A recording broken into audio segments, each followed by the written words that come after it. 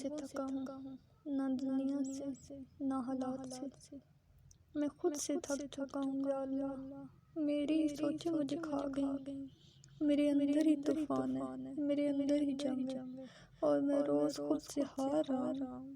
جب سجدے میں جاتا ہوں تو صرف یہی کہتا ہوں، یا اللہ، یہ دل، یہ وسوسے، یہ اندھیرے مجھے خود سے نکال دے۔ کبھی کبھی ایسا لگتا ہے جیسے نماز میں ہوں مگر دل کہیں اور ہے، قرآن سن رہا ہوں مگر آنکھوں سے آنسو نہیں نکلتے، دعائیں مانگ رہا ہوں مگر یقین نہیں جاگتا۔ یہ غفلت، یہ تھکن، یہ بے حسی سب اندر سے مار دیتی ہے۔ میں روتا ہوں یا اللہ، اس لیے نہیں کہ لوگ برے ہیں بلکہ اس لیے کہ میں خود کو سنبھال نہیں پا رہا۔ میرے رب، میں تیرے در سے بھاگنا نہیں چاہتا مگر میں تھک گیا ہوں۔ کیا تم نے کبھی یہ محسوس کیا؟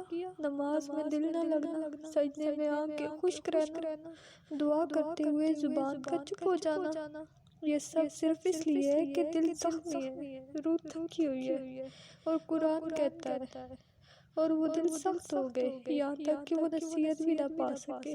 یا اللہ، اگر میں گناہ کی طرف جھک رہا ہوں تو مجھے خود سے کھینچ لے، اگر میں غفلت میں ہوں تو مجھے جگا دے، اگر میں ایمان سے ہٹ رہا ہوں تو مجھے واپس بلا لے۔ میں وہی ہوں جو ایک وقت میں روتے روتے کہتا تھا، یا رب مجھے صرف تو چاہیے۔ آج بھی وہی رب ہے، آج بھی وہی میں ہوں، فرق صرف یہ ہے کہ آج میں خود سے تھک گیا ہوں۔ آخر پہ بس اتنا کہوں گی کہ اگر یہ ویڈیو آپ تک پہنچی ہے تو شاید یہ اللہ کا اشارہ ہے۔ میں آج بھی تمہارے دل کی چیخیں سن رہا ہوں، تو بس اس ویڈیو کے بعد آج سجدے میں جا کر اتنا کہہ دینا، یا اللہ مجھے خود سے بچا دے۔ اور اگر تمہارا دل رو رہا ہے تو کمنٹ میں لکھ دو، میں خود سے تھک گیا ہوں مگر تیرا درد نہیں چھوڑوں گا یا رب۔